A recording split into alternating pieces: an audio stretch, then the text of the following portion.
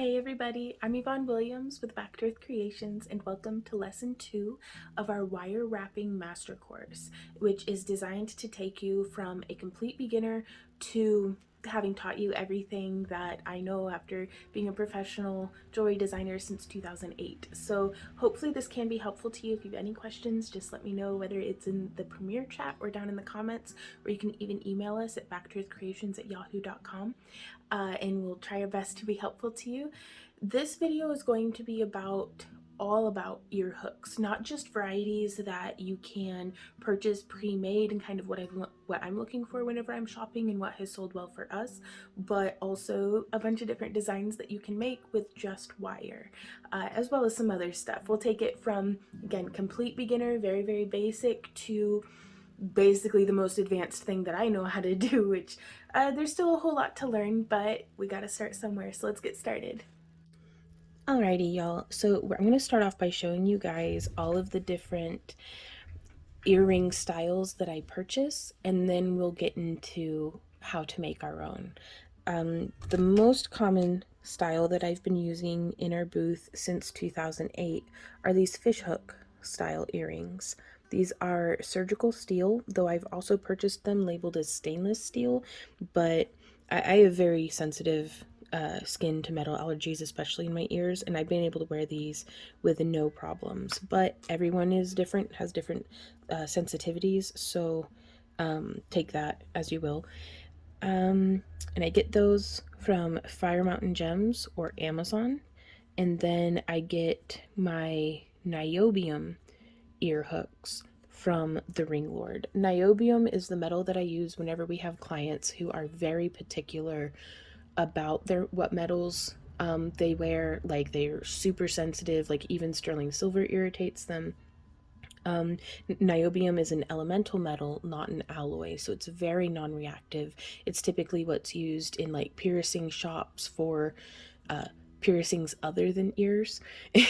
So yeah, so it is significantly more expensive than the surgical steel, but that's why we keep it on hand in like one of these little latch style. Oh, I can't even open it when I press the button. In one of these latch style organizers that I take on the road with me. But whenever we're at a convention or a craft show or something, I'll typically have a spread of what we have available. That way, if somebody needs their earrings, they're like, I love earrings, but I don't wear piercings.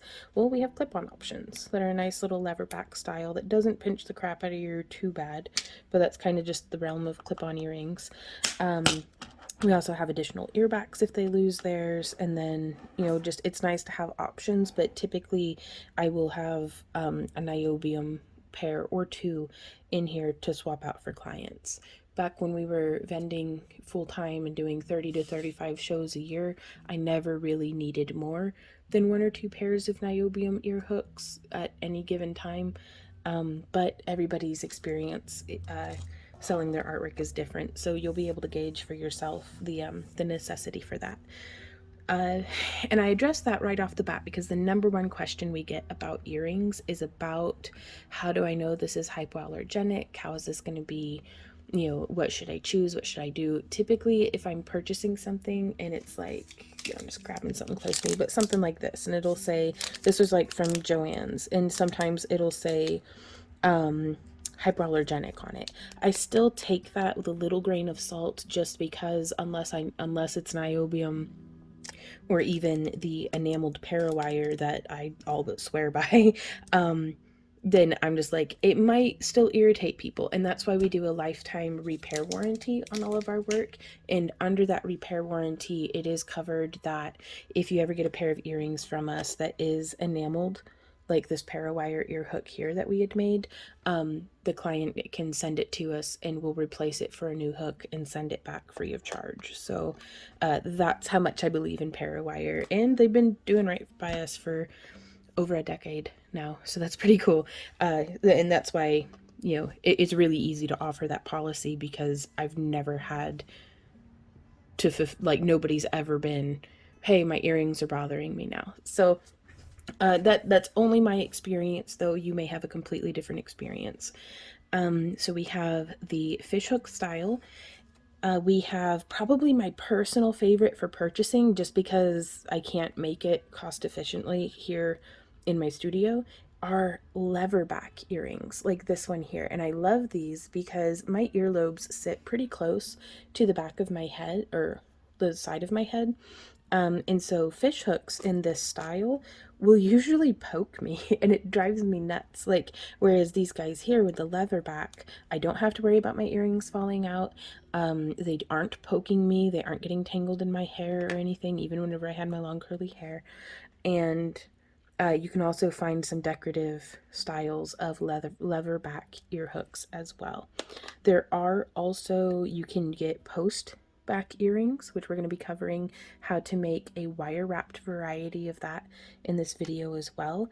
There are different styles of earbacks. You can get little metal earbacks like these ones that are blurry. Though my preference for earring backs are these little silicone rubber earring backs, and these work perfectly for all of the different earring designs that we'll be using today. And all of the tools and materials and things that I'm showing you will be listed down in the video description as well. Yeah, let's just get right into it. I think that'll help. If I remember stuff as it's pertinent. Yeah, I had actually written out notes. I buy my ear hooks in stainless or surgical steel, but I like to make them out of enameled copper or silver filled, which is something that we can get from Parawire as well. I always keep a few sterling silver and niobium ear hooks on hand for an upsale if a customer has concerns about metal allergies. See, I should have just stuck with my notes. Okay, we'll keep doing that. Maybe. The gauge of wire that we're going to be using today is 20 gauge predominantly. Most commercially produced ear hooks are like the fishhook style that I showed you. Those are a 21 gauge. So it's a little bit thicker, though I don't know whether that's American or standard wire gauge. No, it's actually a little thinner, isn't it? That's correct. It's because the larger the number, the thinner the wire. I'll get the hang of it, I promise.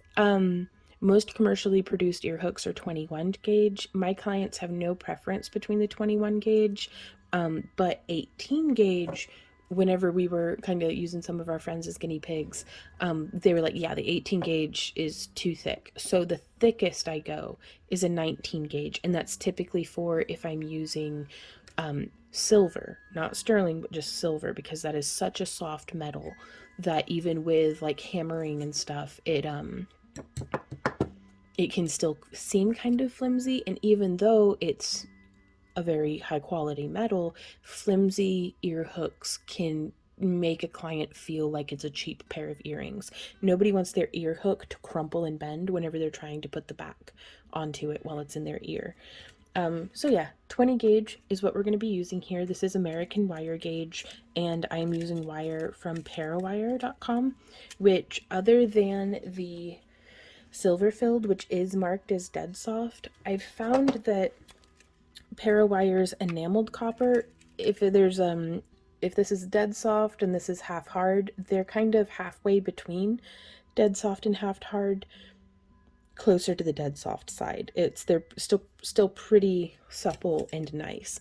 Half hard wire can be ideal for ear hooks. This stuff here was made with full hard wire, and you can see how it has this spring back. Whereas if we take some 20 gauge, let's find a bit in the scrap bin.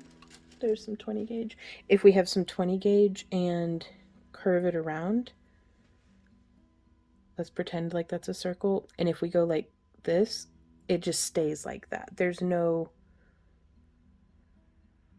spring back the way that there is, boing, for this one.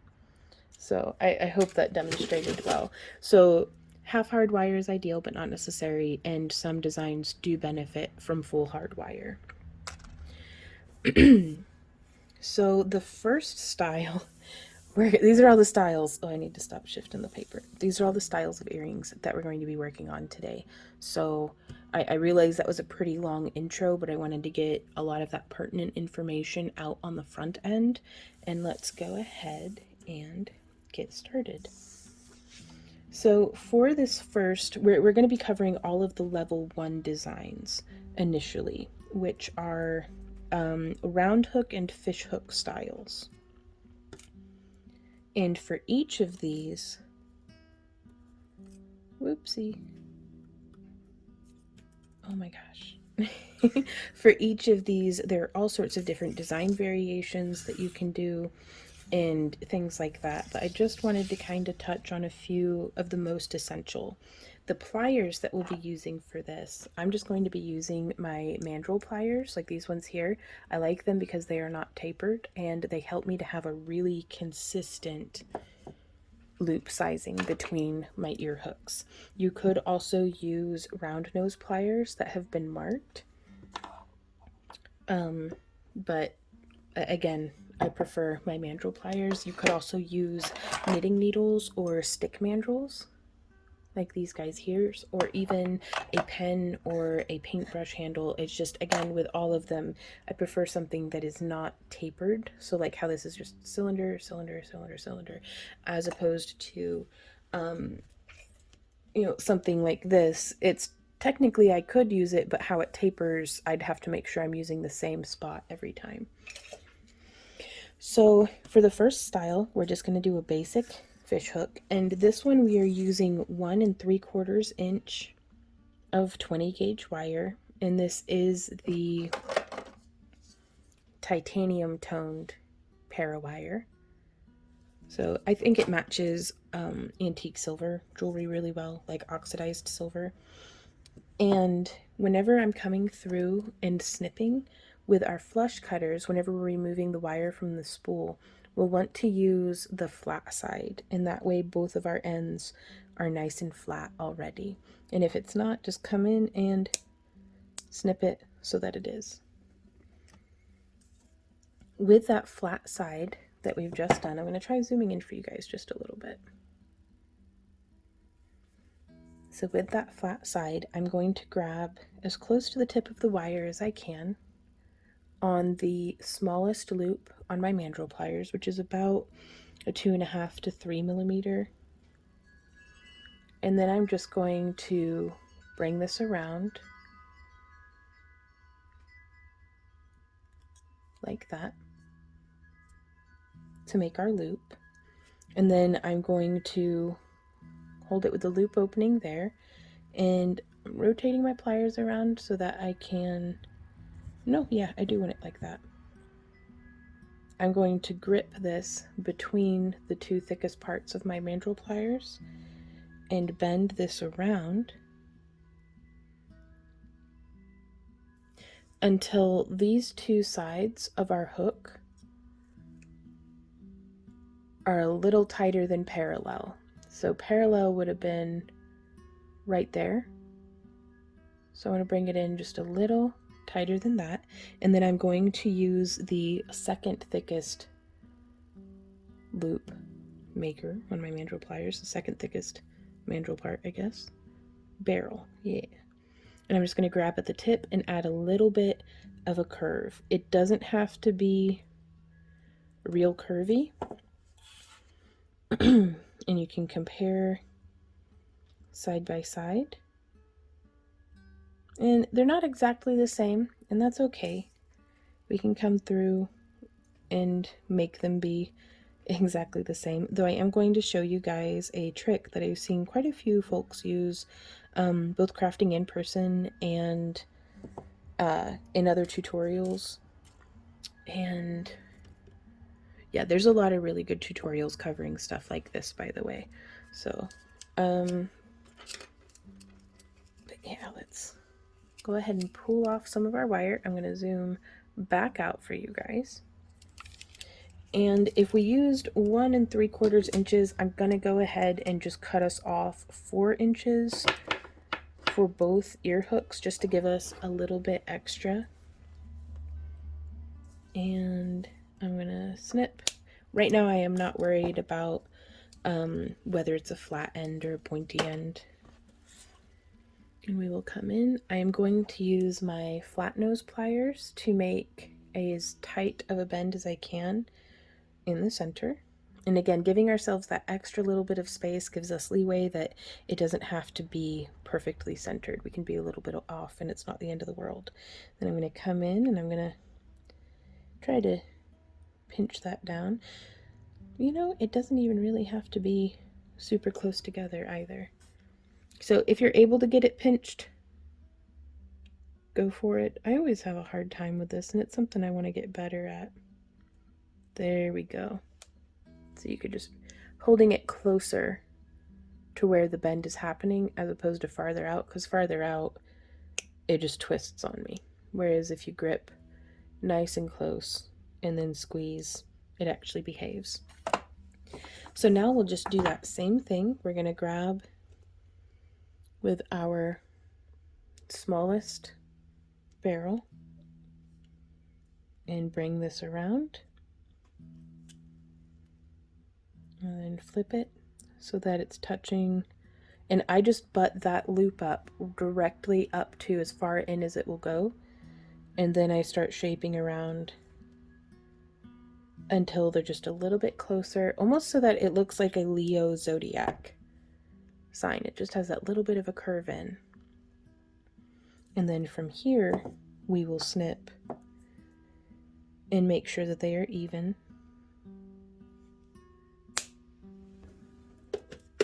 Just dump that into my scrap bin, and then I'm going to grip like so and curve those ends up. So there we are, and they have a little bit of a bend in them, but we'll get to that. And then we'll come in and using the flat side like this. So I want it so that whenever I snip, the flat side of the wire cutters is on the wire that I'll be keeping. And I'm actually going to open this up just a little bit so that I don't take off so much. And I just want to grab where the fold is, putting my fingers around it to keep it from getting me in the face. And now from here, there's a pretty significant gap there, but we can just grab it and close. And then we'll grab it and close. So now we have a pair of matched fishhook style earrings, and I'm going to pull my hammer around and show you guys how I do the hammering on these. I like to hold on to the end with my bent nose pliers. It just keeps my fingers out of the way. You could also just tape it to your work surface, and over here I'm going to move the tripod and then hammer with the volume turned down. So give me a sec. And here I am using the nylon head size side of my, I think this is a 13-ounce hammer. You don't want to use the metal side or anything with texture because you want this to be very smooth and to maintain its round shape in the ear. So I'm just using the nylon side, and loud noises.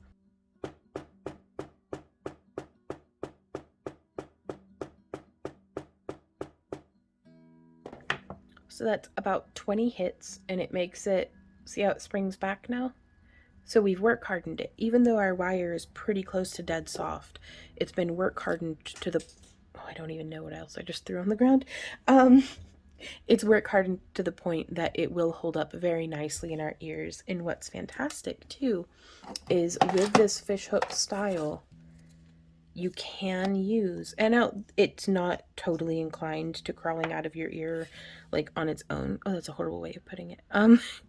But you can very easily put on just a little silicone ear back that can keep it from being pokey and also will keep it from wiggling its way out of your piercing. So that is style 1. Let's move on to the next one. You know, I completely forgot to mention one of the most essential parts, and that is taking care of the tip of our wire. If you touch your wire, you can kind of feel it might be a little sharp or have a little bit of a burr. This is a tool called a cup burr or a burr cup. I don't remember if it's cup burr or burr cup. I don't like these. I've never had particularly good results. It's supposed to be as easy as just putting it onto the tip and then twisting it and coming around from each direction. And while I feel like this may burnish, it almost just gives my softer metals even more of like a mushroom cap of just spluted, like squished metal. So I'm going to zoom in really far. So here you may be able to see the shape of the tip of the wire, and you can come through with a bit of sandpaper, an emery board, like nail file style, or just a metal file like this one here. And I'm just going to just hit the tip, and I just want to round down to where instead of it looking like a cylinder, I want it to be a cylinder, like if the wire itself is a cylinder, I want it to be a cylinder with a sphere on top. So I'm just trying to lightly round. The hardest thing about this is trying to stay in frame.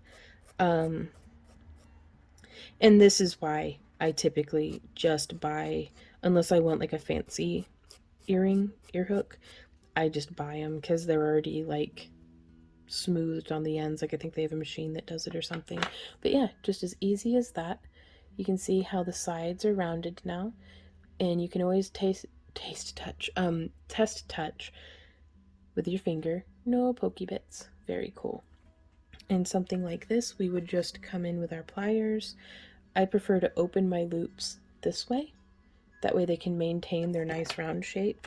And then I would hook on, let's just pretend like these match. I would just hook my charm or my bead link on, and then close it so that it's nice and lined up.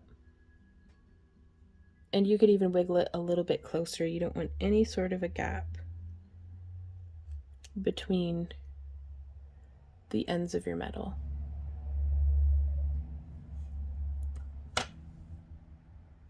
So that is our first style of earring. The next style is probably my personal favorite, just because, again, like I was talking about earlier, I'll get poked by the ends of the fishhook wires. So I'm gonna move those off to the side, and probably when I'm watching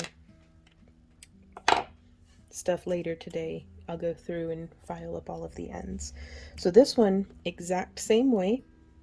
We're coming in with 2 inches of wire, but now instead of using just our mandrel pliers, I'm going to be using a ring mandrel as well. You could use anything that's the thickness that you're shooting for. So I'm going to use the smallest loop, smallest mandrel on my, or smallest barrel on my mandrel pliers. I'll get the hang of it one day, you guys, but today is not that day. And just squeezing that in to make sure, and you can even use the box hinge part of your pliers to boop and make sure it's all the same level. And now from here, I'm going to use a ring size 3. And I just want to wrap around our ring mandrel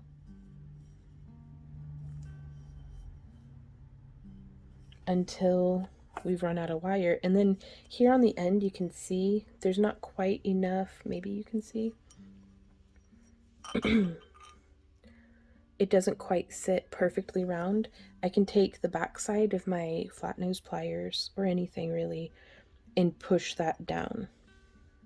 And now it actually sits nice and flush to our mandrel. And so that is another style of ear hook. And on ones like this one, if you know you have it measured out exactly perfect, you can file the ends before shaping it, because it may be a little bit easier for you to shape it. It's much easier if the wire's just straight like this and you can roll it in your fingers, because then you can just keep pressing your file That's the way to go about it, guys. So now from here, I'm going to be using a ring size 5 to make this style. And the only difference here is the orientation of the loop.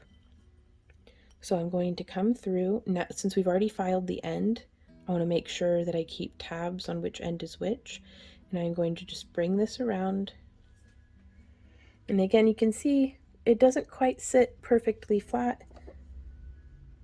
So I'm going to just smush and smush, just smushing those down. Set that off to the side. So now we have a nice little hoop, and this is a very similar way to how we would make this hoop style. But we'll get to that in a bit, because this one I have to use full hard wire on, because otherwise I just don't trust it to maintain its shape whenever we sell it to clients. So we'll come through, again, just making consistent loops. I forget which end was which. Oh, it's very evident to feel which end is which, and actually this might be a very good example if you can see filed, not filed. And it just helps taper it to get it to go into your ear more smoothly. So we'll take the not filed side and the smallest mandrel, and we'll just bring that on around. Now, whenever I make loops like this, it's purely a stylistic thing. Sometimes I want it to look like the earring is hanging down. In fact, I will grab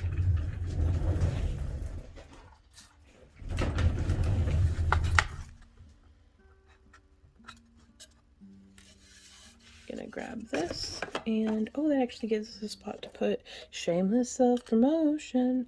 We sell these bead boxes on our website, and I am working on more designs for the ones that we sell on the website aren't colored like this, but you can color it in on your own, and I am working on more designs.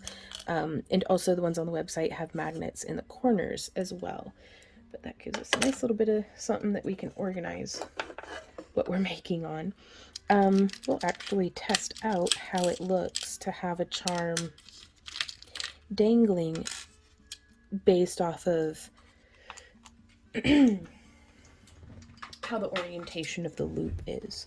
So I'm going to grab my bent nose pliers for this just because I prefer them for loop opening. But I'm going to open that loop, and I'm going to hook our charm on. And then we'll close it. And then same thing on this other side, or this other style rather. I'm going to open the loop and hang our charm on it. And so you can see here, I feel like it hangs the charm a little more hugged under the ear. And again, purely stylistically, but just know that you have options. So I feel like this one sits a little bit more forward on the ear, and this one sits a little more back but centered. So just good to know that you have options. I'm going to set those off to the side, and we are going to get into the final design for our level 1, and that is these like fancy fish hooks. And again, you can do where it's a curved under or curved to the front. And I actually have some duds on these because, well, I considered them duds. I was shooting for it being longer in the front, but you may prefer it being longer in the back or it being just a little bit shorter. So here we have like a long boy, and here we have just a little bit shorter, just for, stylistic variation. Variation keeps it spicy. So what we're going to be doing is we have 3 inches of 20 gauge wire, and we'll start with making our loop. Now you could use like a pill bottle or an organizer or something that's like a consistent shape, but I was having so much fun using these bracelet nylon jaw pliers. They're for like curving wire consistently. And I just loved using it as a measurer. So I just brace the loop in on one side, make it smiley, yay. And then I just take this and go boop. And then I'd come around to the back side and curve that as well. And then you can just pinch it down. And that's how you can make, well, this style where it's a little longer in the back. And if you don't want it longer in the back, just measure out. I think on this one I used the mandrel, the bracelet pliers on the back side first, and then made the bend and did the loop and stuff. So just however you do it, doing it consistently will get you consistent results, which if I used these for a pair of earrings, nobody would have known that that's not how I had wanted to do it. So again, you can, and Parawire is affordable enough that I'm not super worried about, oh no, I'll have to scrap 3 inches of wire. Like, this isn't Argentinium, or this, no, Argentinium, that's not the right word. There's a sterling silver that has like a higher copper content or something, and so it's a little bit more affordable than sterling, but it still basically behaves and oxidizes and stuff like sterling. And I can't remember the name of it off the top of my head. If you guys know, help me out in the comments, because I'm gonna forget to Google it by the time I'm done recording. But yeah, Parawire is certainly affordable enough that we don't really have to worry about that. And then to make it the other way, again, we'll just do our little loop. And I do recommend trying out, even if you look at it and you're like, no, that's not really my style. I still recommend trying out making it just to see, just to get the practice in.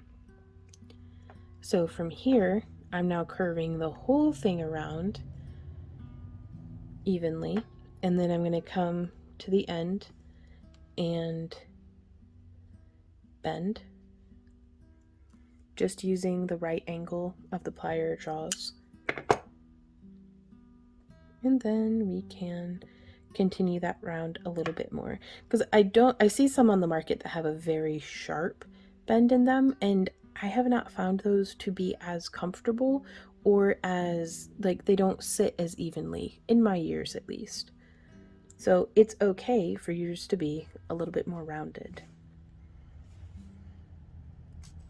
And so by doing things like using the very consistently sized jaw of my pliers, like, it doesn't get bigger or smaller through the day, so helps me to get even results on my ear hooks. I'm gonna set these all off to the side now.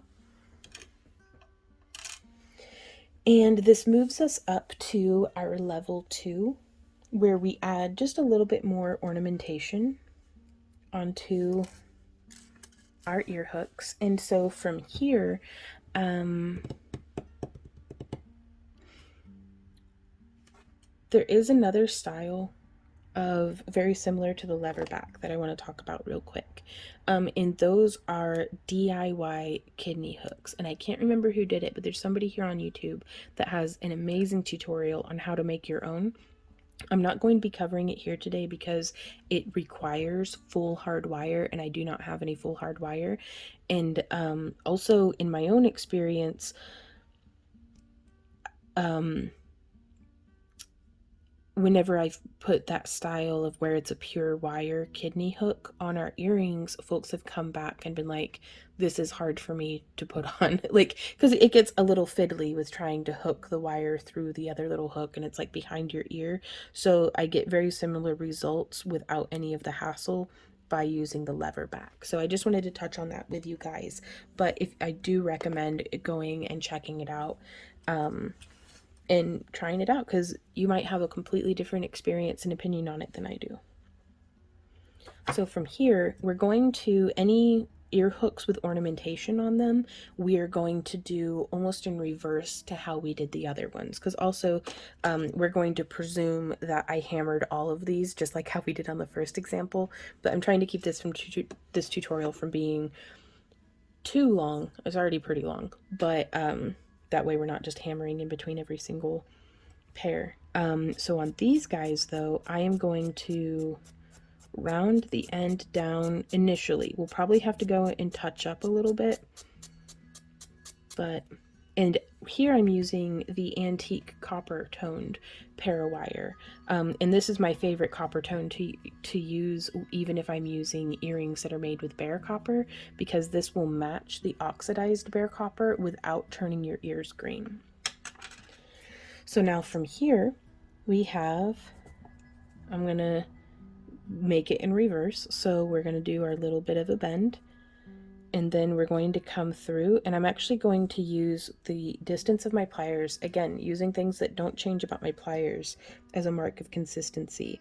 I'm going to rest this little curve that we've made at about the center line of the cylinder, and I'm going to shape around again to about the center line of this cylinder. And that's, I've got my largest and my second largest. Largest is on the far right. And then we're going to remove that. We can squish it with our fingers just a little bit so it comes just a little tighter than parallel. And then I'm going to come in wherever it is that we want the center. Yeah, I want the center to be here.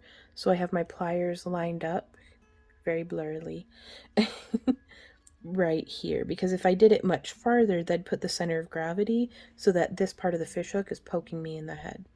So if I come down, that shifts our center of gravity so that our ear hook is angled down more.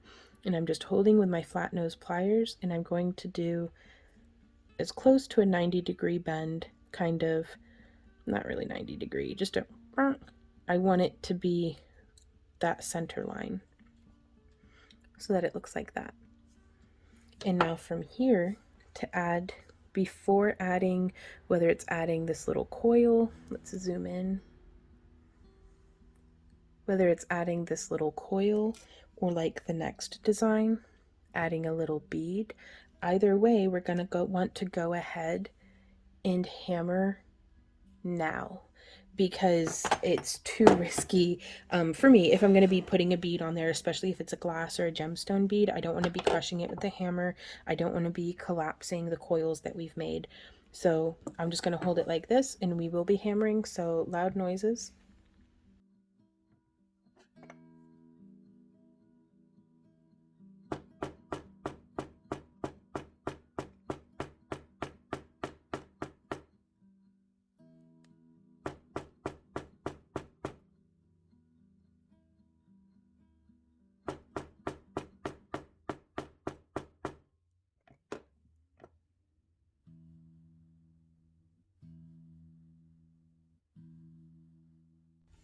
So now we have our ear hook shaped and hammered.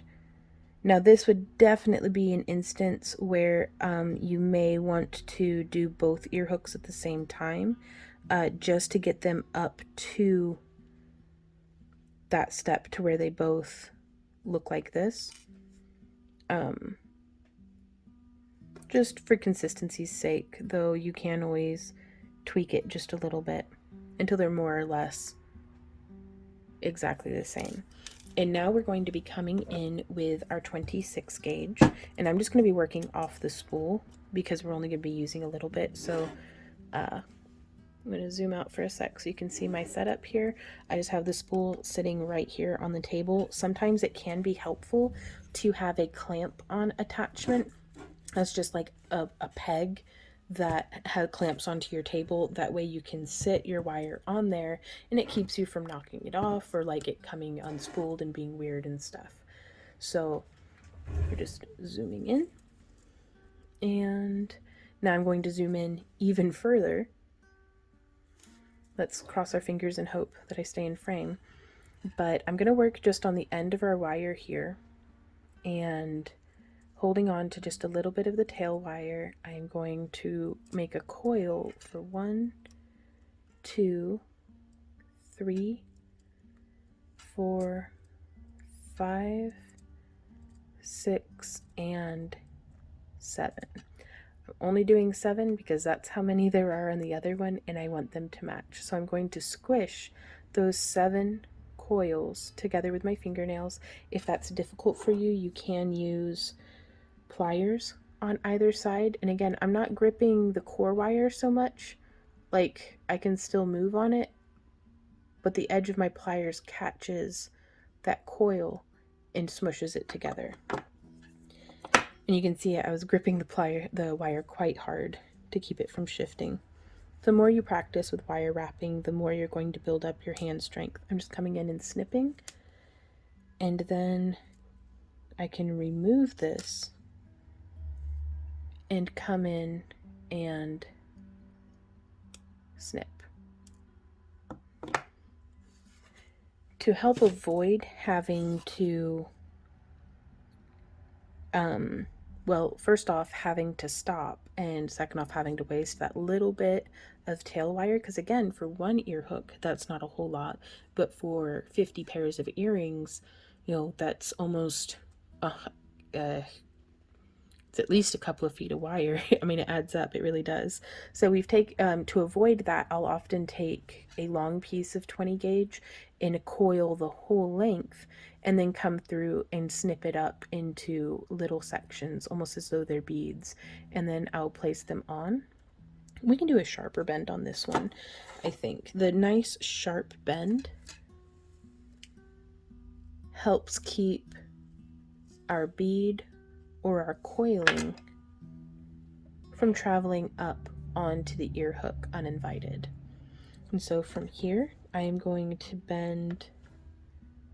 I'm going to zoom out just a bit more. There we go.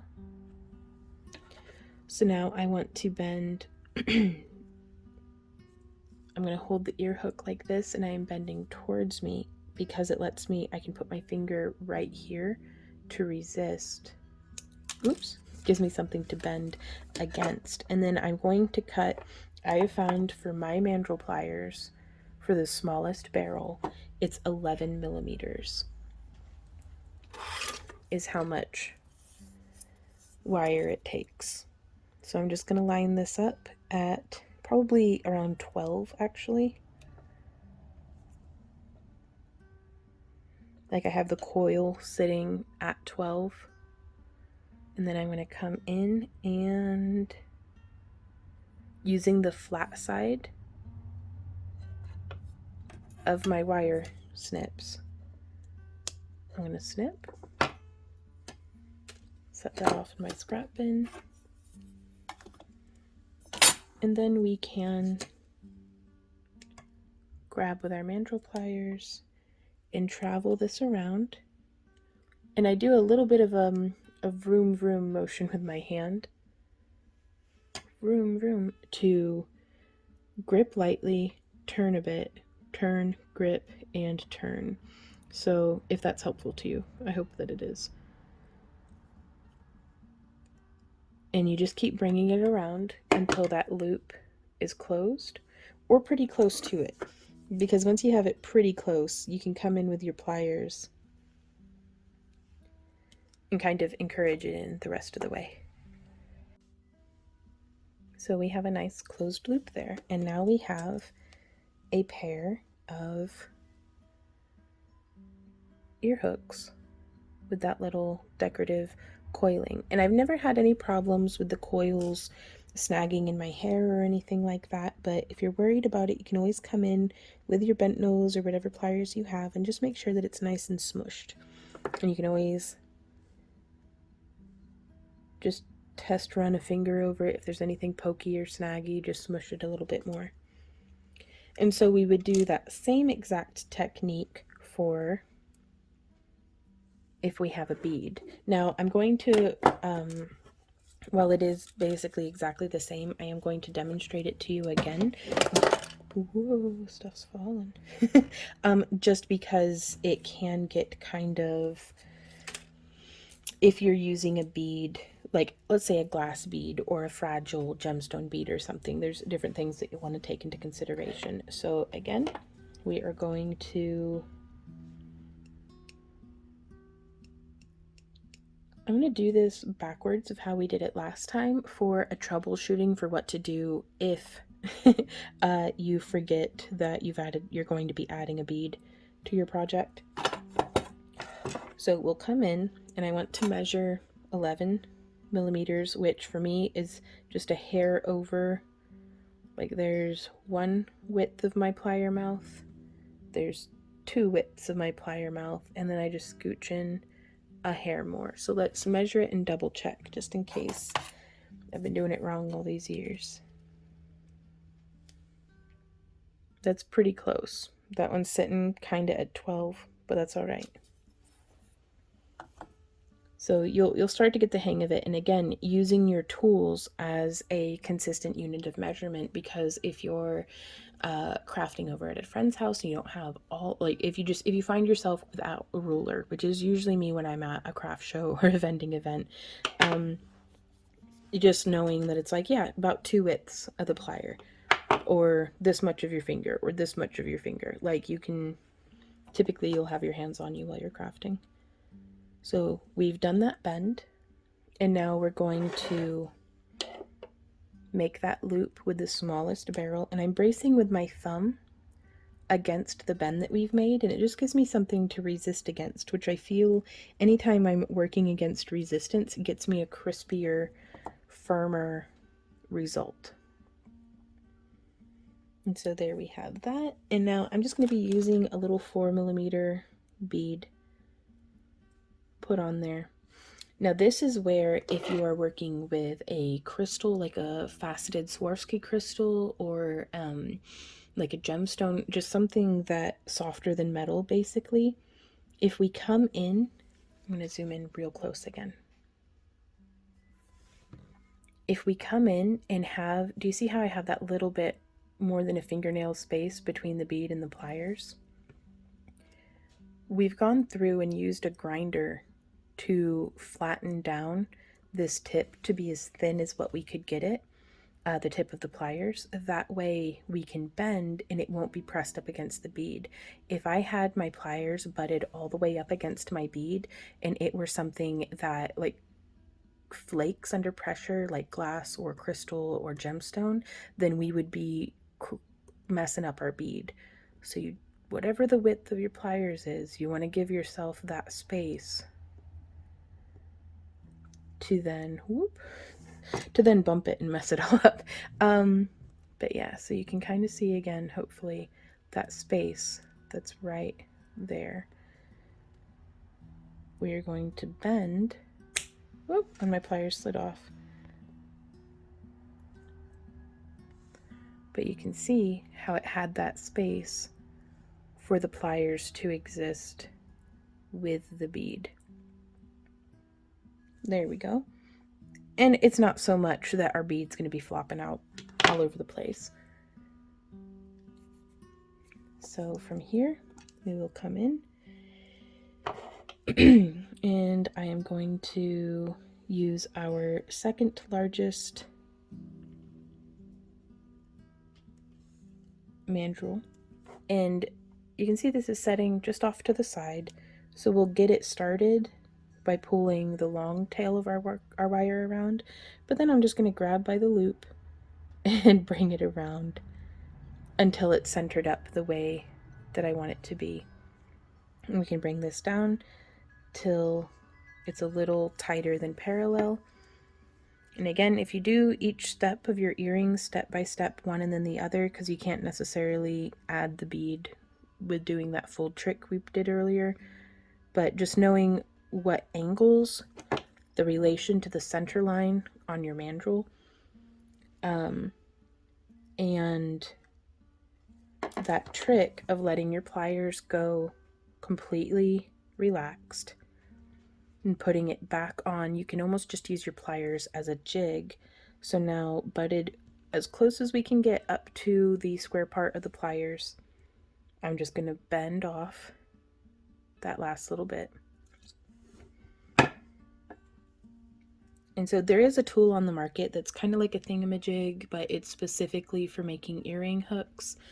As much as I love tools and like I'm a bit of a tool junkie sometimes, we sometimes have limited budget and limited space for tools on our work desk. And so any tool that can do 10 jobs, or even a tool that can just do 2 jobs, I prefer that to something that's really only good for doing that one thing.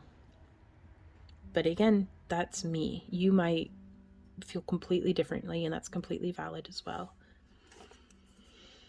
I just know that I feel guilty if I indulge in a tool and then play with it a bit and then end up just using the same old pliers I've always had to do the thing that the tool does.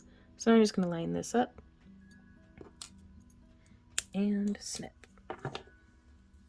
So now from here, it's like, oh, we made it. Oh no, I forgot to hammer it. Well, it's okay. We're going to come in here. I'm going to hold this with my pliers again. And I really like the steel block that has the rubber base. Just because it's not necessary, but I do like to block the, or push the bead up against the edge of the block. And we're going to come through, making sure we're using the nylon head side of the hammer, and it's going to be loud, so I'm going to...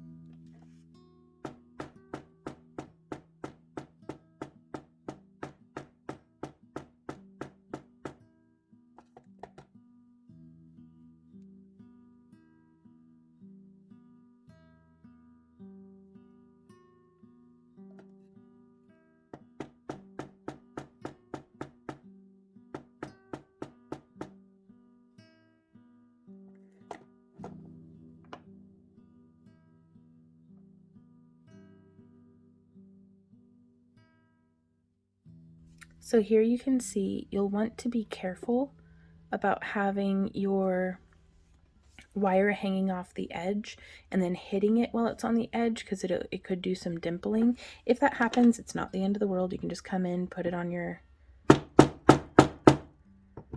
and kind of hammer it out a little bit more, and it's so subtle that it's not the end of the world. But we all function within our spectrums of what is acceptable and what's perfect and what needs worked on, so you get to decide that for yourself though.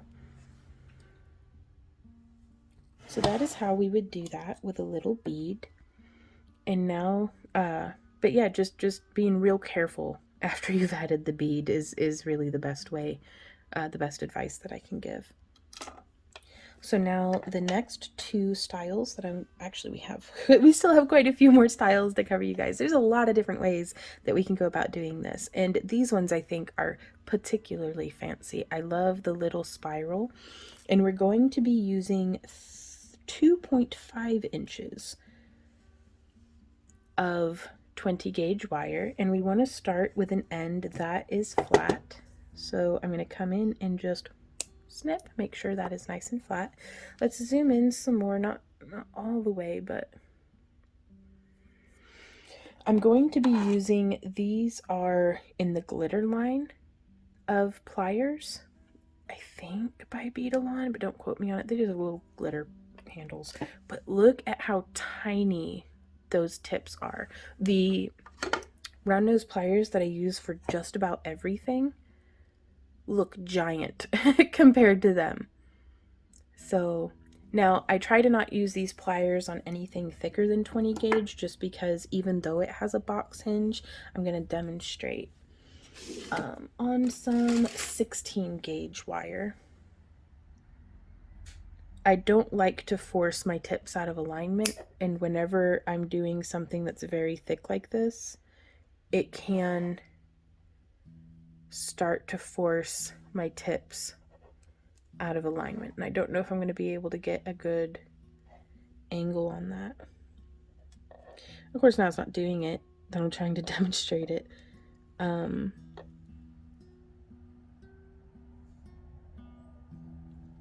yeah, I don't know, I just don't feel like it's,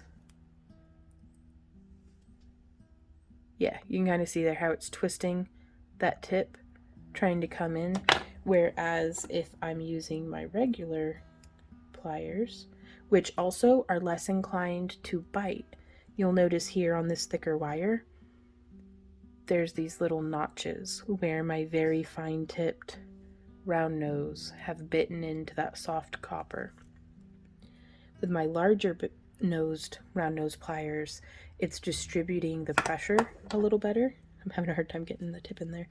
And whenever I curl around like that, it's not twisting the tips out of alignment.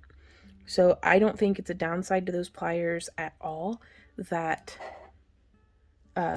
they do twist. It's just knowing that this is a delicate tool meant for delicate work, not necessarily big old beefy boy 16 gauge wire. So we'll set that off to the side, but using our delicate tipped pliers, we're going to come as close to the tip of the wire and as close to the tip of the pliers as we can. And this is where practicing along with our itsy bitsy spiral tutorial I think would be advisable. But I'm just going to twist very gently, coming around until we have almost a full loop, and you can see how it was biting the wire. I'm going to keep the tip in that bite mark, and I'm going to close it, and then I'm going to come in with our flush cutters, and I'm going to try to get it right in that bite mark so it's removed the flawed bit of the wire. And then I'm going to come in with my pliers, and I am going to start, whoop, oh no, that's okay. We're going to just ease that together, and you may just set it against the box spring part, not the box spring, just the box hinge of your pliers, and squeeze that down nice and tiny. And so from here, we will take this and use our mandrel pliers. And I want it oriented so that it's snaking its way, like swirly, around the smallest barrel of our mandrel pliers. So the spiral we just made, that little decorative part, is facing the thicker barrel. And then we're just bending that, sorry, I don't mean to go to frame, bending that around so that it's making a very tiny little hook, which I think is adorable. And then from there, let me check and see what mandrel size I used for, yeah, I used the second thickest, I think. Oh, my hands have stopped working. Yeah. So you can always just double check yourself. And you can see how I held it with just a little bit of space in between to get that curve. So we are going to place this smushed up as far as we can, keeping it all nice and two-dimensional, because if we have this turned like that, our ear hook's going to be a little off. You want it to be boop, flat. And then it can be helpful to you to just butt it up against where it transitions from being a cylinder to being a square, or squared off. And then we're going to bend around, dodging those squared corners until it's just a little closer than parallel. And then we're going to take this and we're going to rotate it around. And I'm going to bend my pliers just a bit, or close my pliers just a bit. And then I'm going to press the tail of our wire around to make a really nice, smooth. This one I think is my favorite of all the ear hooks because I think it looks so elegant. Just swirls on swirls on swirls. We'll line up the ends and snip. Normally I wait until after I've hammered to file, but I'm already filing, so here we are.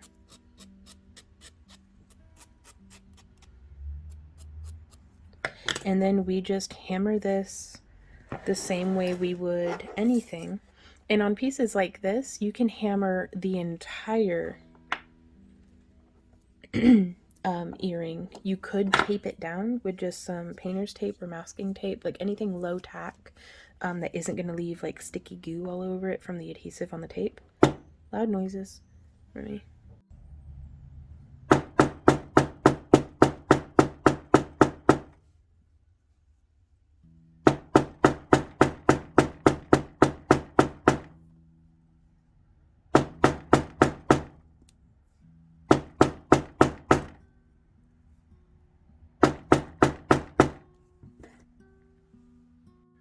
So yeah, to protect your fingers, you could just tape it down. Usually I'll do that if I have like a whole bunch that I want to do. But if it's just one pair like this, I'll go ahead and do it by hand. But there is that style. And now I'm going to show you guys how to make, that's a parallel spiral design is what I call it, like whenever Randy and I are just working, the two of us, because it's all on one level. Whereas this one is a perpendicular spiral design. So this is it from the side, and then this is it from the front. And so from here, what we're going to do is use 3 to 4 inches of wire. And it's really important here because you can make the spiral size whatever you want. There's no right or wrong way. Like you could actually make it kind of giant, and I think that would look pretty cool. Also, you may want to consider if you want all of your spirals to be facing the same way, or in my preference, I like earrings that are mirror imaged to kind of emphasize symmetry and like the center line down the human face of whoever's wearing it, and to just have it be mirror imaged. That can be kind of tricky, and sometimes I'll mess up and I'll be like, well, oh well, and just make them anyways. Or I'll be making them in a batch more often than not and end up with so many lefts that it's like, okay, surely eventually I'll make a right side spiral that's mirrored. So again, that's personal preference and kind of up to you. Also, you can hammer the spiral with the nylon jaw side or the flat side. You can get some really cool decorative results with that. So we're going to be using our very small pliers again. Let me zoom in just a bit. And we're going to come pretty close, like to the tip of the pliers, but at the very end of the wire.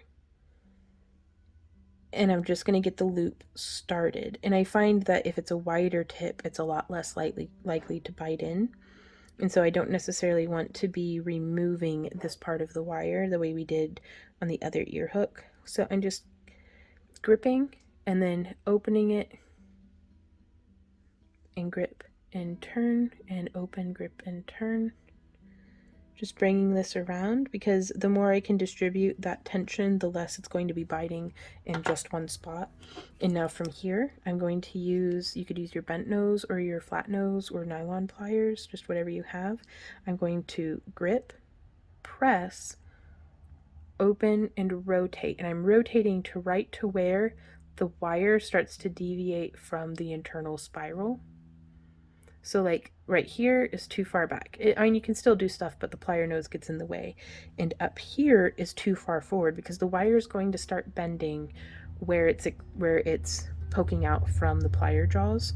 So if we come right here, you can see where the light stops coming through. And that's going to be what helps us maintain our tension. So we just turn and grip and turn.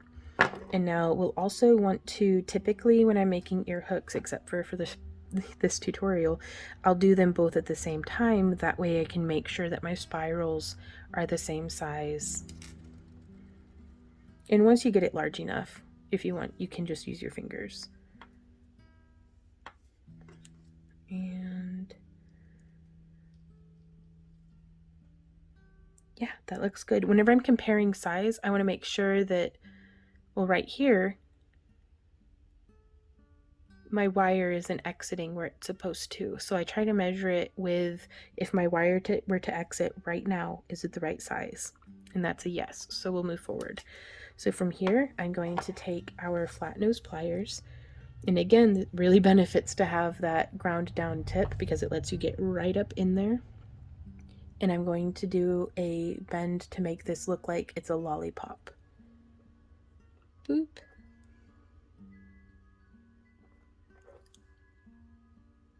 There we go. That way it's just coming up just like that. We can check again for symmetry. That's looking pretty good. And now from here, we can, loud noises, just flatten that out a little bit. Or we could use the flat side of our hammer and hammer, and it'll make the ear hooks not match, but I'm going to go ahead and do it just for demonstration purposes. With like you want to be careful. It's very easy to overdo it with your hammer, so really only like 3 hits, and I want it to be hitting pretty centrally on the thing, because if you hit a little further off to the side, it's going to give you more spread, because see how this hammer has a little bit of a curve to it. It is not a perfectly flat chasing hammer. With a chasing hammer, you don't really have to worry about this as much, but with this one, you really need to aim a little bit, because if you hit and it's hitting right here,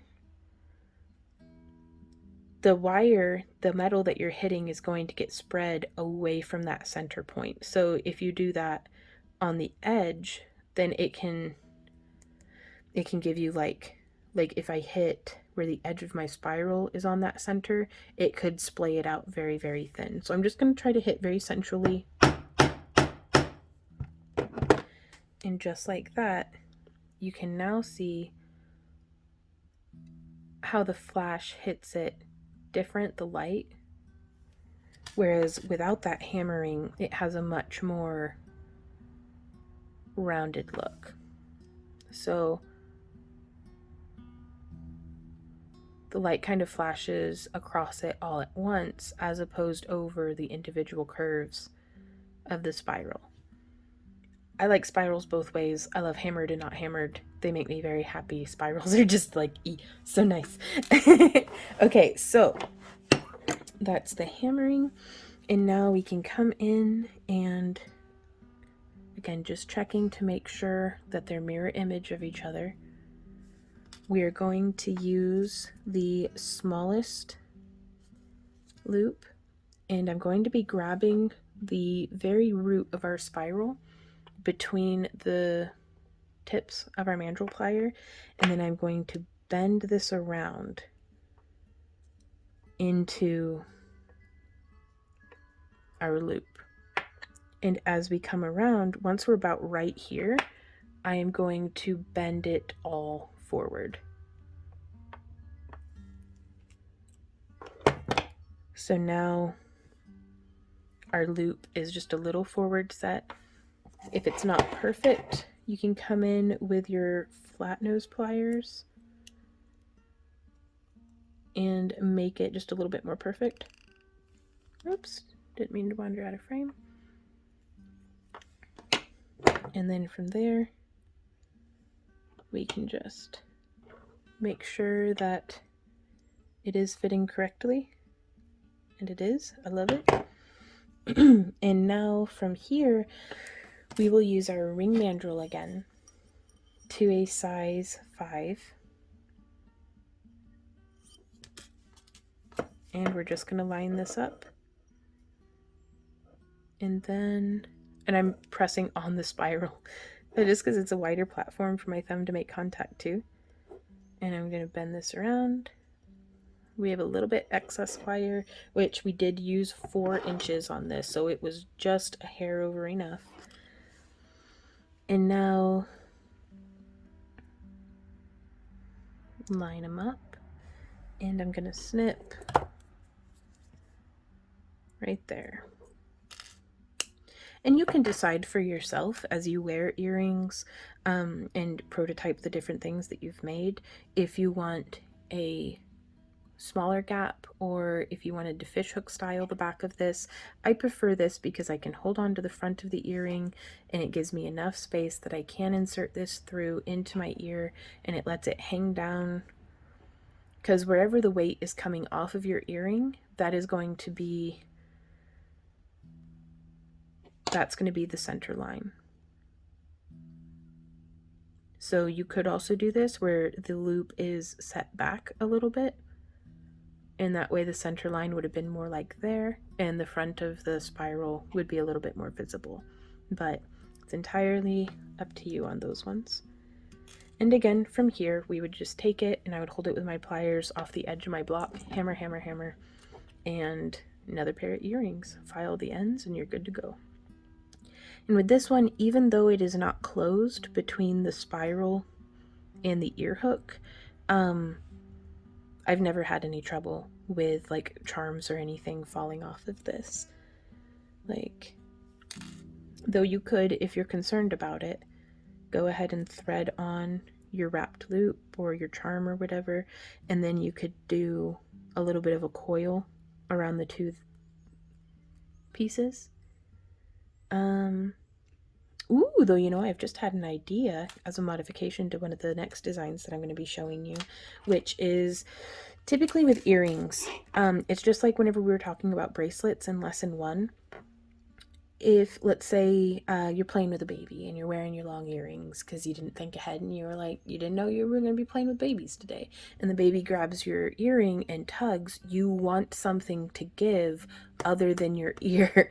Sometimes it's better for your earring to have come apart than for you to have, you know, a wound or an injury on your ear. So that's always something to kind of keep in mind, especially as I show you this next design, because that may be, you may not want to do a whole lot of wrapped loops like this. So this one is the next design that I'm going to show you guys, and that is just a wrapped fish hook. And on this one, you can totally merge these two designs, because as we do the wrapping on this, instead of snipping it off, we could totally just do a decorative spiral, which would be really cool. So now you'd probably need an extra inch of wire, because again, we're using 4 inches of wire. And we're going to come through, and I'm going to come in by about, and I'm not worried about whether or not the end is flat, but I'm going to come in by, what is this, 1.5 inches from the short end, and I'm going to do a 90-degree bend, just like so. And I'm going to insert my pliers like this, with the short end coming out, and then the long end is what will become the hook.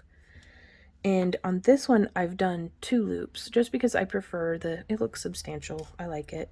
I've been in a 2-loop mood here lately, but you could totally just do 1 loop. So if you were to do 1 loop, we would bring it around and then center it up so that it's like a balloon on a string, a helium balloon on a string. And then we could wrap this, if that's the head, and this is the body, that's the neck, we could wrap this around the neck, but I'm going to come through and do a second wrap.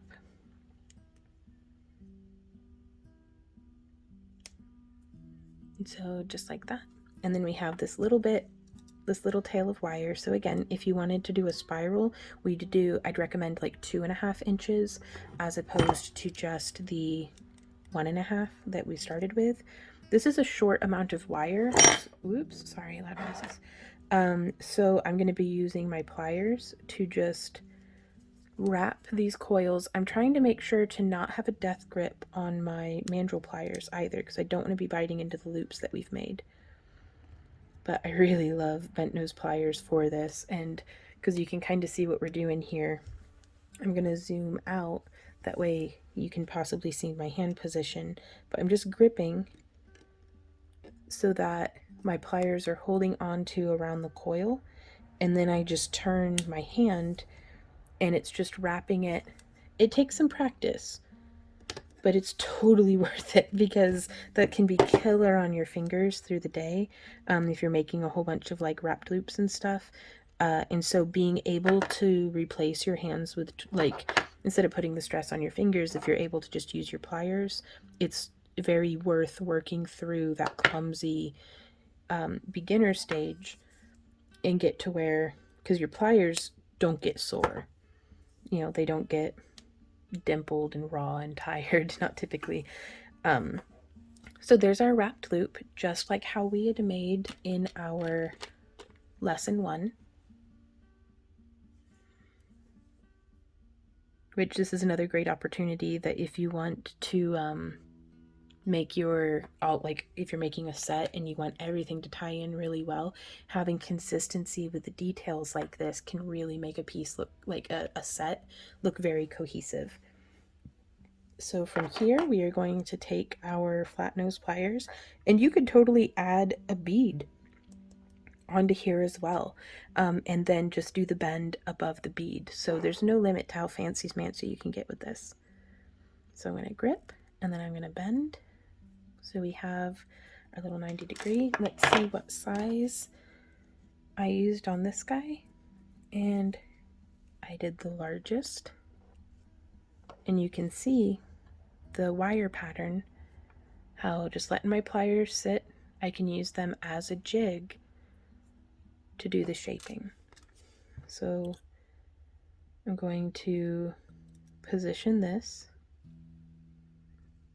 just pushed up like so, like how we were doing earlier, bending the long end of our wire around the largest barrel of our mandrel pliers. And then I'm going to shift it around just a little bit and then whoop, push that so that that curve is consistent. And then from here, I'm just going to let go of my pliers and use them now as a jig. And I'm going to bend this, keeping this lined up, the loop that we made, lined up with the center line. I'm going to bend off to the side. And then remove it. Line it up.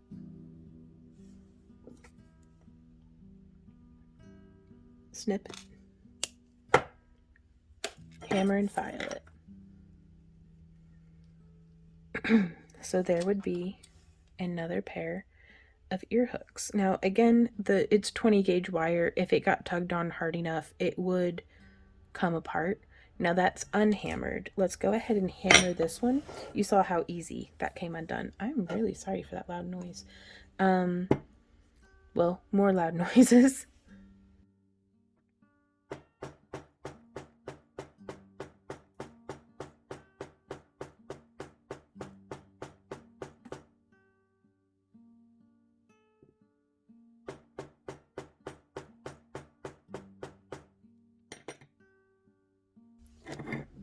So now after hammering, same amount of pressure, and it was a lot harder to stretch. Not significantly though. So I mean, I wouldn't worry about getting your ear ripped off if you got this tangled, like you did your earrings like this and you got it tangled in a scarf or something. Like, you're gonna be okay, hopefully. Don't take my word for it. I'm not a medical professional or anything. Please don't sue me if your ear falls off. So, and we can just reshape that back up. That's the really nice thing about parawire, is you can bend it and bend it and bend it some more. But that is definitely why I do recommend going ahead and hammering your ear hooks. So let's see, we have, just a couple more styles. Ooh, after these two, we get to start setting stuff on fire. Now I'm only going to do one demonstration for these two post styles that I'm about to show you. We have post with a dangle, like a drop, and post with no dangle or drop. Now, I personally, if we're just cold working, I don't much care for the posts with no drop because we get left with this little bare end, even though I did do my best to have it filed and keep it nice and flush and stuff. If you have curly, unruly hair, there's still a spot there where it can get snagged. So whereas with the drop, I mean, there is still technically, but it's at least looped up. It's not just a rogue random end. So that's something to keep in mind. And I could probably do this, like wear it like this and not worry about it. I'm sorry, I'm test scratching on my skin, but it's still, it can scratch and it can grab. Whereas this right here, since it's on an in curve, it's not going to scratch my skin, and like stuff would really have to get in there to be disrupted by it.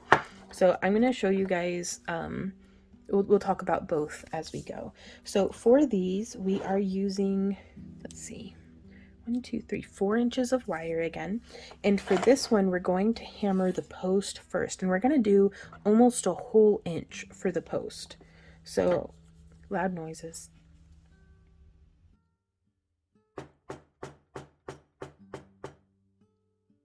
And I'm rolling it with my fingers if I can.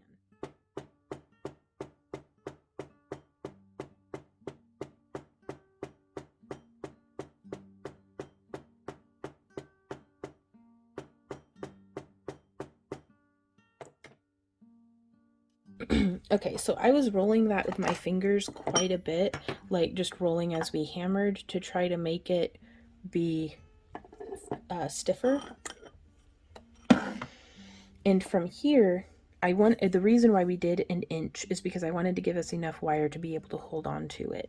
And normally this is 100% where I would recommend going and checking out what would actually be lesson 4 of our wire wrapping masterclass. And even though it's lesson 4, it's not particularly far ahead of this lesson. Lessons 2, 3, and 4 are all kind of on the same level, just addressing different topics. So we're going to be doing that itsy bitsy spiral, which let me show you with a bit of scrap wire. Now this is a different wire gauge, but the gist is the same, and we'll be holding it between our middle finger and thumb of our left and right hands. And if you have your right finger on top, your spirals will always go one way, and if you have your left finger on top, they'll always go the other. So to make these two, my inclination as a right-handed person is to have my right hand finger on top, and then we just go whoop. It's like the itsy bitsy spider, like that, and it makes a little loop.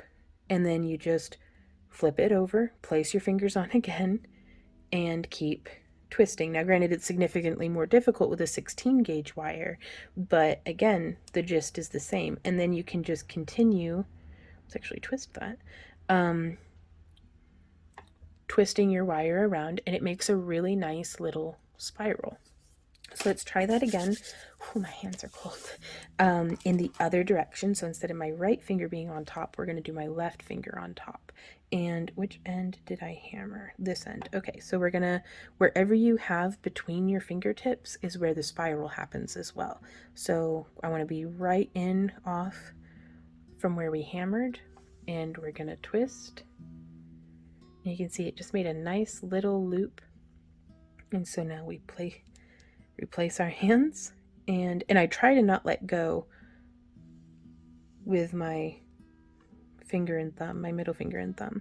But once we get to a certain point, we can start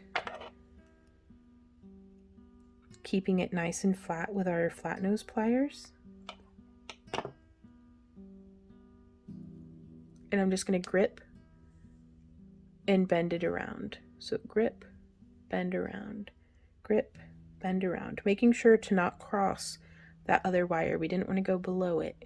We want it to stay protruding out of the back side of our piece. So, and I want this to be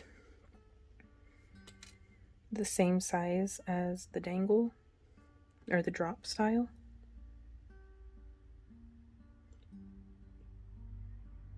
Okay. That looks pretty close.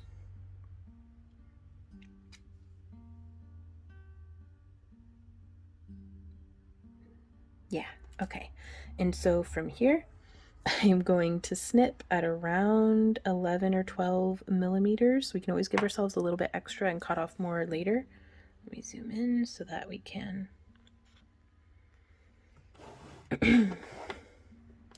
see what's going on. We'll give that a snip. And we'll come in with the smallest loop on our mandrel pliers. You could very much, you guys, you could use your round nose pliers for this. I'm just making a little loop with that bit of wire. But I'm shooting for consistency. However I can be most consistent, however you can be most consistent, do that. So now you can see that's how they're nice and mirror image of each other. And we're going to come through onto the back side. I'm actually going to try to straighten this out just a little bit. And I'm going to get my flat nose pliers pushed in there as close as I can. There we go. And then I'm going to brace this on the table and bend up with my pliers to get that to come straight out of the back. And then I'm going to hold on here like this. Let me see if I can actually, we'll just use the edge of this as an example so that you can see what's going on. And I'm just going to bend until it is perpendicular. And you can use your table and the wider jaw, the wider end of your pliers to make sure that that is sticking up nice and flat. Also, if you wanted to hammer this, this is where we would, well, okay, more loud noises, probably the loudest of the loud noises. And I'm going to sit it on the rubber edge of my block. And then I'm just going to hold.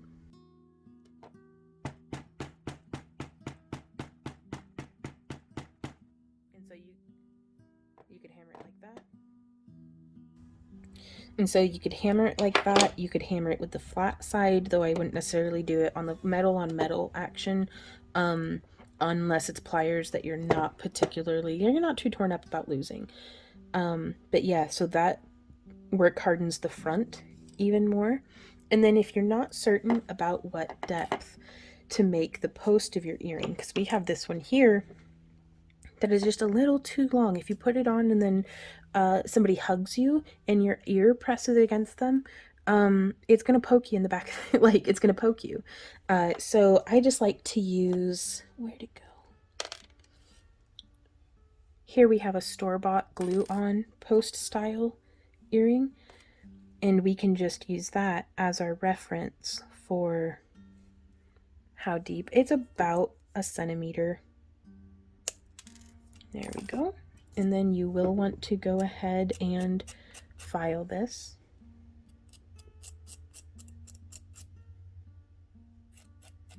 And if ever you're having trouble keeping things held on to, just use your pliers. Like, tools are very, very much there to be used, and so often just my fingers will be getting in the way.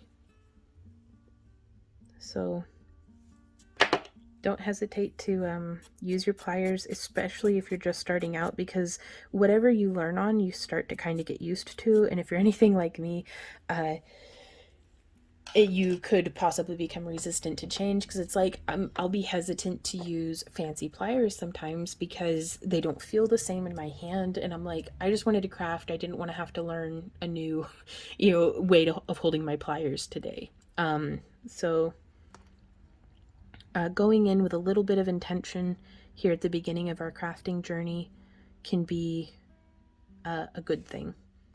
And something that I wish I had gotten more used to in the beginning is just using my pliers instead of my hands all of the time, because there's a lot of stuff that after, wire wrapping since 2008, my hands have taken maybe a little bit more wear and tear than I would have liked for them to. So those came out so cute though. But yeah, and then with these, we would just take some of these silicone backs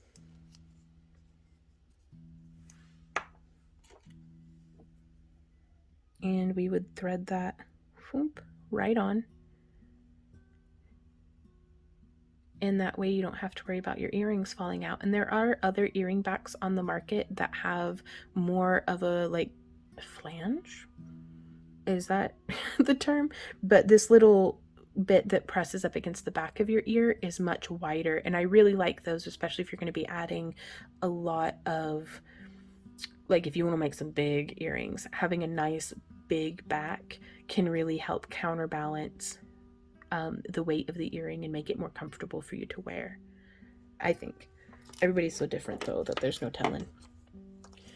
But up next, we have level 3, which literally says, set it on fire and hit it with a stick. So let's get shifted over to our other work area and we'll get started on these.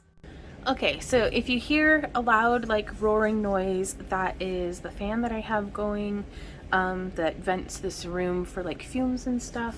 So if you don't have a metalsmithing setup, and I'm just going to say also, I'm still very new and inexperienced at metalsmithing, so please correct me if you're more knowledgeable or if you've heard something else. Like, let me know, because I learned from y'all just as much, I hope, actually feel like more than what y'all learned from me. So it's, if you see something that there's a better way of doing it or something that you prefer, please do let me know. And that goes for all of our tutorials.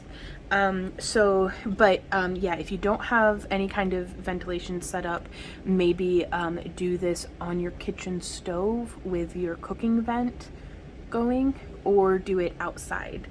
And that's mostly for if you have, like, flux or something. I don't, and therefore my silver filled wire got all kinds of, like, I think flux would have helped it not take as much fire scale. So I'm not going to show how to do this with, where did my tweezers go? The silver filled wire that I have, because I don't feel like I'm necessarily doing it correctly, but I am going to show you how to do the copper, because that's what I personally have the most experience with. What I have going on here, this is a vermiculite tray that I solder on, but you could just any kind of non-flammable work surface. This is a butane micro torch for, like, cooking, like, creme, like, brulee stuff, like, it makes fire happen. Actually really good for indoor s'mores too, by the way. And the torch is really the most necessary part of this. I do have a pickle going on over here on this coffee heater that gets it nice and warm. It works better whenever it's warm. It's Sparex number 2. It is a granular dry acid compound, and so it's not, didn't actually have anything to do with pickles.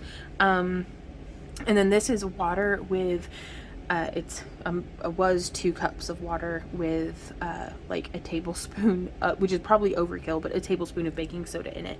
And it's what I use to neutralize the acidity of the pickle, as well as to cool my ball head pins, like how we have here. And let me go ahead and zoom in for you guys. So here you can see we have a ball head pin. You can purchase these pre-made, and I'll be showing some stuff with a pre-made one over on my work surface, and so that way you could get them in, like, sterling silver or something that you would still be good for making ear hooks out of. Do not, I mean, you can use enameled wire for this, but it is going to burn the enameling off, and that can sizzle and pop, which I don't recommend. We will be wearing our safety glasses here today, just because, you know, we only get so many eyeballs for the most part, so take care of them. So we'll go ahead and safety glasses up. But if you're using, like, parawire or something, you can still make, but it's gonna cook off the enameling, which fizzles and pops, probably makes fumes, presumably, and negates all benefits of having it enameled. So we're going to use some bent nose pliers to hold on to the end of our wire, and we do have, what is this, 5 inches of wire cut. I'm going to do this once with the overhead light on, and I'm going to do it once with the light off. So, and I'm also going, I don't know, I'm not going to be zoomed out. So also kind of like bending my wire just to, if I had longer nosed pliers, I'd use those, but I can't find them. So we are just going to light your torch, follow the instructions for your torch. We want to make sure that our gas is up at about medium, and then we press in on the side, that way it holds it. And then we are going to just hold the torch directly under, and you may be able to see how it's lighting up, and we will just keep cooking till it makes a nice little ball and it's nice and rounded. And so we are going to drop that into our baking soda solution, and I'm trying to get the torch to go to sleep. My torch doesn't have like an off button, so, which would be nice. This is where my off button would be if I had one. There it is, we have our other one. So that's something I need to be working on, and I could be using my Smith Little torch, but I really like the convenience of the butane torch for this because I'm really bad at remembering to turn my gas canisters on and off. So whereas with the butane, it just sits there and it's fine. Now this lets the oxygen in, which is why I turn it to turn it off. And so let's try that again, but with the light, off this time. And I'm gonna try to zoom in without cooking my hand. If it's cold enough, it'd probably be fine. No. Okay, so just trying to get a different view for you guys. Okay, so again, bending my wire just to keep my hand more out of the field of where it's going to be cooking. And let's see if I can zoom in. I'm going to try to give it a nice uniform background. And oh, I gotta turn the hold that side button down. I'm gonna hold it right there so we can see what's happening. Okay. And so just letting it get nice and hot, and I do this over a fireproof work surface because if you heat it up too much and that ball gets too big, it can fall. And I'm trying to demonstrate that, and it's just not having it, but just know that it can sometimes happen. Ooh. And over into where we cool it down. Now typically I will rummage these out and I'd have like another rinse bin. But today I'm just going to wipe them off to get the baking soda water off of them. Now this one, I even had it sitting in my pickle for a while, and it's just, this is the silver filled wire, which you can kind of see here at the tip. The silver worked its way back, but there's still, that's that copper core that's right there. So this is why I don't recommend doing this with silver filled. You'll want to actually be using a sterling silver, because if you can see here on this copper ball pin that we had made, now this still needs, you know, polished and stuff, but it doesn't have that weird little tip poking out. And that's because I'm pretty sure copper and silver have different melting temperatures.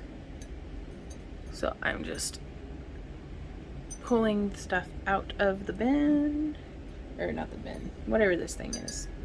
Ooh, that one, he's a big boy. So, and it's perfectly cool to the touch now. And you could put this into the pickle bath, which would make it go from being all fire skilled like this to nice and clean. I haven't done any polishing on this one here, so we just pop that in. I usually do that and then set a timer and wander away because it takes way too long to sit there and just watch it happen.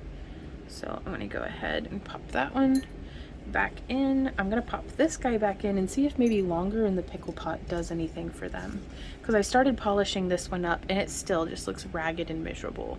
Like you can see here, all that pox marking. Like, I really don't think using silver filled was a good idea, but I am very, very interested in hearing y'all's opinions and ideas on this, because I'm at a loss. Also, I haven't really Googled it much or anything, but I still gonna pop it over into the pickle pot. And then we are going to take these two over, and they have been pickled.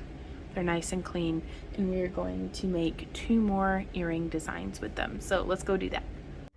Okay, so other than that little bit of torch work, this is kind of just more of the same, but I did want to take an opportunity to talk to you guys about hammers and different hammers. These are my other 2 hammers. These are, one day I'll have probably, hopefully, an epic hammer collection with all sorts of different textures and stuff. I really like this one because I can change out the heads for different textures and stuff, but sometimes it's nicer to have a lighter hammer because that gives you a little bit more control. And like I said, this one is like 13 ounces, almost, it's my heaviest hammer. This one here is probably my, I like the way that they set the head with an epoxy or something, because the head does not shift around, whereas this one, that's very disappointing. And this one is the one that I wanted to be using today because it is a chasing hammer. So it is nice and flat, and you can practice just hitting nice and flat with it, but I'm worried about it coming off of the head of my hammer. And I do find a benefit in having multiple sizes of ball peens as well. So we're going to try with this one here, though I kind of want to just stick like a shim or something in. I don't know. I'm not going to fiddle with it right now. But let's zoom in and experiment with loud noises. We're going to hammer this out kind of flat with our chasing hammer, which is nice and flat. So loud noises.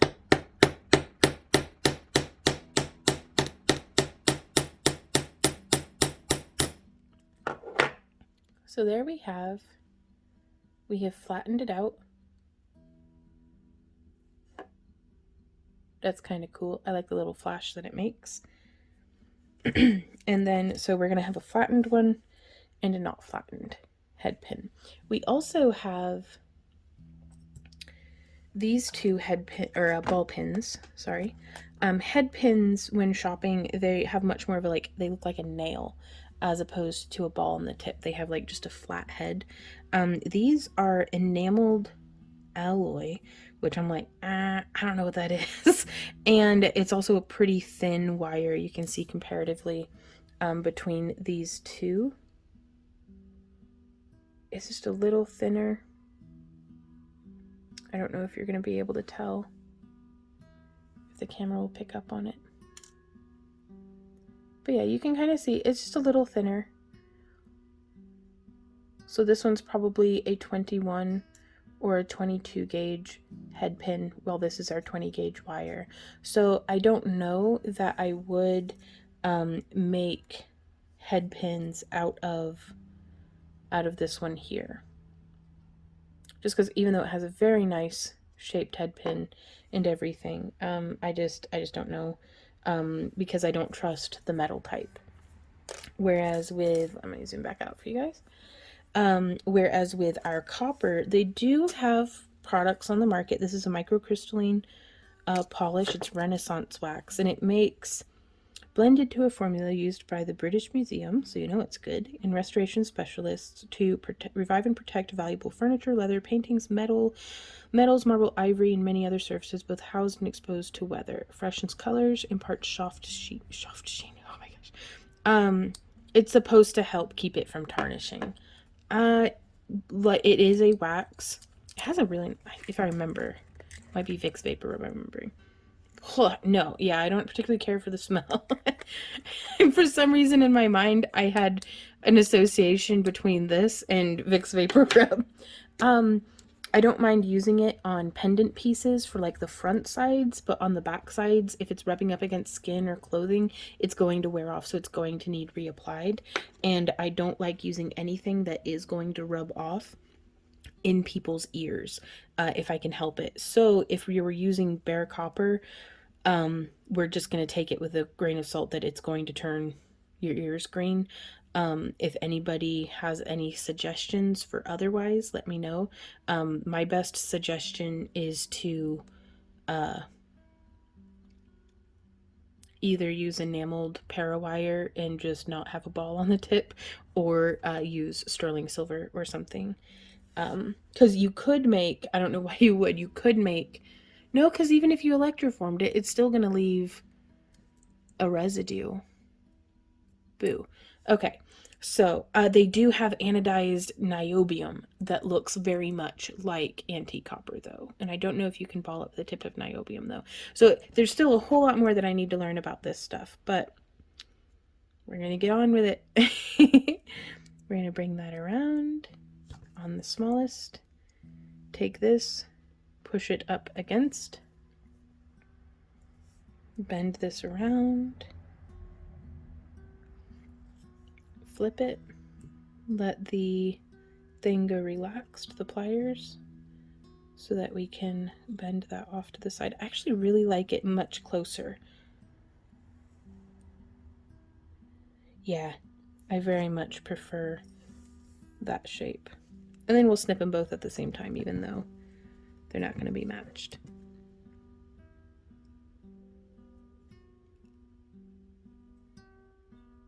And so a big part of this, not to be like showing you all a bunch of stuff and then being like, well, I don't know this, this, and that either. But this is, I think, an opportunity for a bit of give and take. If y'all have any advice on ball pins like this, like ball head pins, or keeping copper from tarnishing, or just anything like that, I love getting advice from you guys down in the comments. So be sure to, even if you're very new to jewelry, I still feel like we all have something to contribute, because even though you may be new to wire wrapping, you probably have an entire field of expertise behind you of the other things that you've been interested in that I can learn from you on. So we all have something to offer. So we're going to come in and I'm going to snip them both at the same time. And there we are with our two little, and we definitely would hammer these. These are so buttery soft after heating them up on the torch. And so there they are. Again, we would just hold them right off the edge, and then I would hammer them. Loud noises.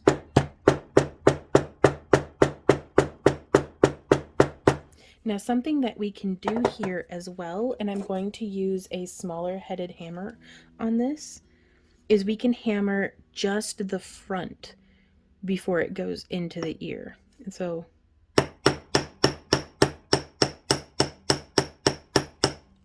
and we can get a nice little bit of spread there and a nice little bit of flash. And so that's always an option too, and that helps strengthen it even more.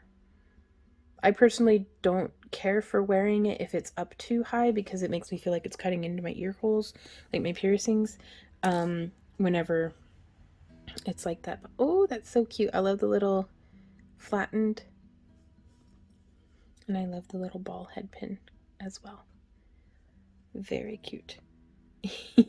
So I think that is everything. Oh, I did have, I'm just going to show you an example on this one, but this style of ear hook that we did earlier, you can totally hammer the front edge of that to give it a little bit more of like a flash. And I'm going to be working on some different earring designs for trying to make like either attaching a charm to the front of this or doing some like wire working and like weaving that on, because really you can do whatever you want on the front as long as it still sits nice and comfortable into your ear.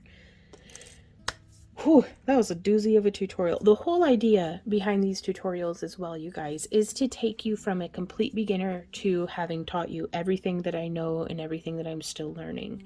And for free, to kind of, to try to just give back as much as we can, because man, a resource like this would have been invaluable whenever my partner Randy and I were first starting our business and trying to, this was before YouTube was really, there wasn't much on YouTube. It was 2008, it was a different time. And so if we didn't have the money to buy books or to buy tutorials we kind of had to just figure it out the hard and expensive way using bunches and bunches of wire. So our goal here is to be as helpful to you as possible. So if you have any questions, please leave them down in the comments below, or you can email us. Like if you have pictures of like, I tried to do this thing and this is how it came out, what went wrong, and we can try to help you kind of brainstorm out and figure out how to get the results that you're looking for. We don't really provide constructive criticism as much. If you just send us an email and be like, hey, can you tell me what to do? It's like, if you could be more specific, that really helps us to give advice as much as we can. But yeah, the idea with these tutorials as well is for you to be working through the tutorials as we're doing them, because there's a big difference between knowing something with your brain and knowing something with your body. So that plier hand coordination, while it might make sense in your head, getting it to actually happen with your hands and your pliers is a completely different story. So practice will make progress. Do not be hard on yourself if you feel like you're genuinely terrible. It's like, good, you've got a lot of room to grow, and so we're noobs at this. We're supposed to be bad. Like, there were pieces when I was first starting off that I was like, I need to bury it in the backyard and salt the bones. Like, this is terrible. But keep with it. If it's in your heart and you're inspired and enjoying it, then keep going. You'll get to where you want to go. Baby steps. So yeah, I think that's everything. Hey guys, thanks so much for watching. I do hope that this video was helpful to you. Again, if you have any questions, comments, or ideas, please leave them down below. Or you can email us at backtoearthcreations@yahoo.com. All of that information is down in the video description, by the way. Oh, if you enjoy our free tutorials and would like to support the creation of more of them, we do new shop updates every Monday where you can see what we have in stock. Like, we do a tour and everything, and we have our Happy Crafter Club, which starts at just $1 a year, and that gets you access to our exclusive after party live streams that we have just about every Friday. We only don't have it if like we're very ill or something like that, but we always keep you up to date on our calendar on our website too, backtoearthcreations.com. If you scroll down to the bottom of the homepage, you can see our streaming schedule and tutorial and upload schedule for the month. So that should hopefully be helpful to you guys. We have a free newsletter that you can sign up for. Again, so that you don't have to rely on YouTube for like notifications and stuff. And we send out booty boxes to our Happy Crafter Club members, but we also sell them without a subscription, where you can just like purchase it the way you would one of our kits over on our website. But again, all the links for everything are down in the video description below, and we really appreciate you guys just being here, watching and learning and doing your thing. So thank you guys again, and until next time, happy crafting. Mwah! Bye.